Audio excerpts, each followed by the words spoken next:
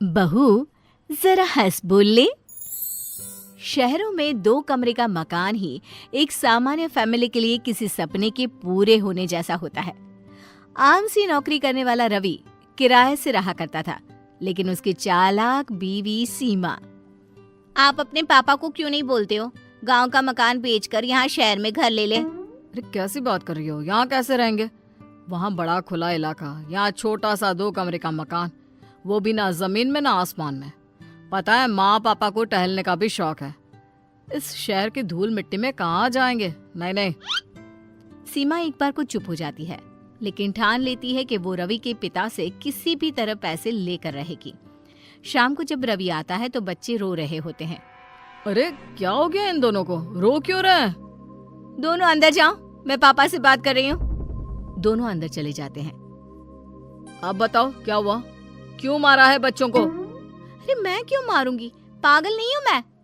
वो क्या है ना, सोसाइटी में नया रूल आया है। अब झूले और दूसरे पार्क और मैदान में सिर्फ उन लोगों के बच्चे ही खेल सकते हैं जिनके अपने मकान हैं। किराए पर रहने वाले लोगों के लिए कोई सुविधा नहीं मिलेगी, समझे? उफ, ये क्या? अब क्या करे रवि? छोटी सी सैलरी में घर कैसे खरीदे? बच्चों की ओर देखता है तो सोचता है कि वो क्या दे रहा है अपने बच्चों को। लग रहा है पापा माँ से बात करनी ही होगी, लेकिन फिर वो लोग यहाँ आकर रहेंगे। तुम मैनेज कर लोगी? अरे मैनेज क्या करना है? क्यों नहीं, बिल्कुल। मेरे भी तो वो माता पिता लगते हैं। मैं तो उनका सम्मान तब भी करूंगी जब वो पैसे नहीं भी देंगे। अरे बंद करो ये डायलॉग। कैसे तुम्हारे व्यवहार के कारण उन लोगों ने यहाँ आना छोड़ दिया है, और उन लोगों से अब मैं ये कहूँ कि यहाँ आकर रहे तो वो बिल्कुल नहीं मानने वाले। अरे किसी को सुधरने का मौका भी तो देना चाहिए ना, नहीं तो कैसे होगा? रवि सीमा की चिकनी चुपड़ी बातों में आ जाता है और फैसला कर लेता है कि वो पापा से बात करेगा। रवि पिता से सारी बात करता है, उन लोगों को बच्चों का हवाला देता है। अरे नहीं नहीं बेटा, बहू का व्यवहार हम लोगों को वहाँ रहने नहीं देगा। यहाँ तो आस पड़ोस है, माँ सारा दिन काम करती रहती है, घर गृहस्थी संभालती है। हम तो यहीं खुश है बेटा। नहीं नहीं। कैसी बात कर रहे हैं पिताजी? मुझसे गलती हो गई, मुझे माफ कर दीजिए। आप लोगों की सेवा का मौका मुझे भी मिलना चाहिए। देखिए ना, सभी के दादा दादी बच्चों के पास रहते हैं। मेरे बच्चों को भी तो दादा दादी का प्यार मिले। सर पर पल्ला रखकर सीमा की बात सुनकर वो बेचारे पिघल जाते हैं। अब क्या, घर बार सब बेचकर वो शहर आ जाते हैं। हम लोगों को कितना छोटा कमरा दिया है। अरे कोई बात नहीं, कमरा बड़ा होकर क्या करोगी? यहाँ बहू बच्चों के साथ हो, ये क्या कम है? वैसे भी पूरा घर है, जहाँ मर्जी घूमो। लेकिन जिन सपनों को आंखों में सजाए वो बेटे के घर आए थे, वो ज्यादा दिन नहीं टिकता, कुछ ही दिनों में। भूख लग गई, रात के खाने के लिए बहू ने बुलाया भी नहीं। अरे जाकर बाहर देख लो, हो सकता है बहू को किचन में कोई काम हो, मदद कर दो उसकी। सास कमरे से बाहर आती है तो सामने खाना रखा होता है और बेटा बहू का कमरा बंद। ये खाना किसका लगा है?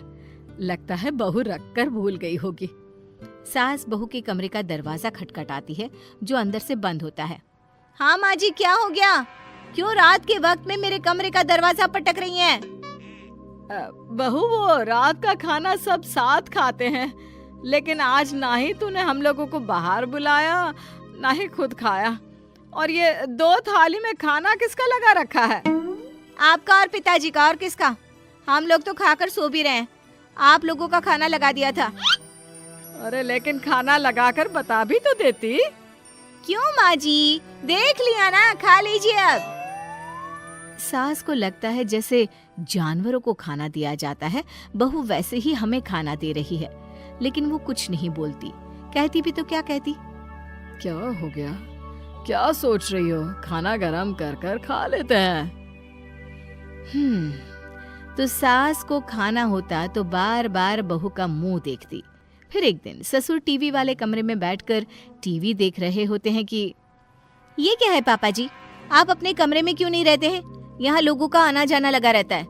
जब आप लोग साथ हैं तो लोगों ने आना जाना भी बंद कर दिया है कि सास ससुर बैठे रहते हैं सारा दिन।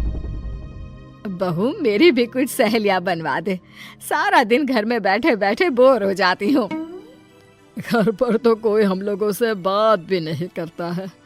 बहू, तुम सारा दिन आस पड़ोस में हंसी मजाक कर लेती हो, कभी कभी हम लोगों से भी बात कर लिया करो।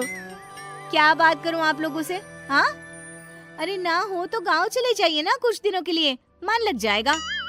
वाह बहू, जब पैसे और घर चाहिए था तो ऐसे बातें कर रही थी जैसे। हाँ तो अगर यहाँ रहना है तो शांति से रहना होगा, नहीं तो। बहू के डर से अब सास ससुर कमरे से बाहर निकलना भी बंद कर देते हैं।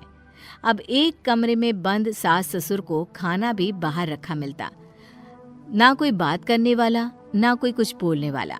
एक बार बाहर से जोर जोर से हंसने की आवाज आती है।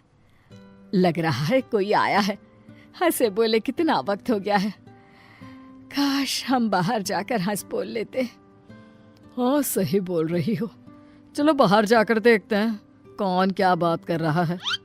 सास ससुर बाहर आते हैं तो सामने उनके बेटे और बहू जैसा ही एक कपल बैठा होता है।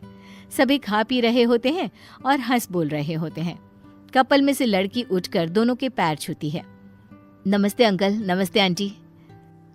माँ पापा, आप दोनों कमरे से बाहर, कुछ चाहिए था क्या? हाँ बेटा, कमरे में बंद घुटन हो रही थी, बाहर से हंसने बोलने की आवाज आई तो सोचा देखो क्या हो रहा है। अरे हाँ हाँ, और आप लोग क्यों बोर हो रहे थे? सीमा भाभी तो इतनी हंसमुख है, जब से हम आए हैं वही बोली जा रही है। हाँ बिल्कुल, बहुत मजाक किया है। हंस हंस कर बुरा हाल हो गया। आप बहुत खुश नसीब है कि आपको घर में ही कॉमेडियन मिला है। माता पिता बहू और बेटी की ओर देखते हैं और कमरे में चले जाते हैं। अरे माँ पापा रुको ना, बैठो, अंदर क्यों जा रहे हो? कोई बात नहीं, जाने दो ना, मैं कमरे में ही चाय दे दूंगी। नहीं नहीं, चाय नहीं पीना। तो फिर और कुछ चाहिए क्या आंटी? बहू सास ससुर के बर्ताव से चिढ़ रही होती है, लेकिन मेहमानों के सामने बोलती भी क्या। हाँ हाँ पापा जी, मम्मी जी, क्या चाहिए? बोलिए। बहू, जरा हम लोगों के साथ भी हंस बोल लिया करो, कमरे में लाश की तरह पड़े रहते हैं। जमाने के लिए तो तू बहुत अच्छी है, फिर हम लोगों के साथ ही ऐसे क्यों? ये बोलकर सास ससुर कमरे में चले जाते हैं। भाभी, वैसे ये ठीक नहीं है, जो माता पिता को घर में लाश की तरह रखे और बाहर वालों के सामने अच्छा बने। खैर, आप लोगों के घर का मामला है, चलते हैं हम। सभी वहां से चले जाते हैं, लेकिन बेटा और बहू समझ चुके होते हैं कि अब उन्हें माता पिता के साथ कैसा व्यवहार करना है।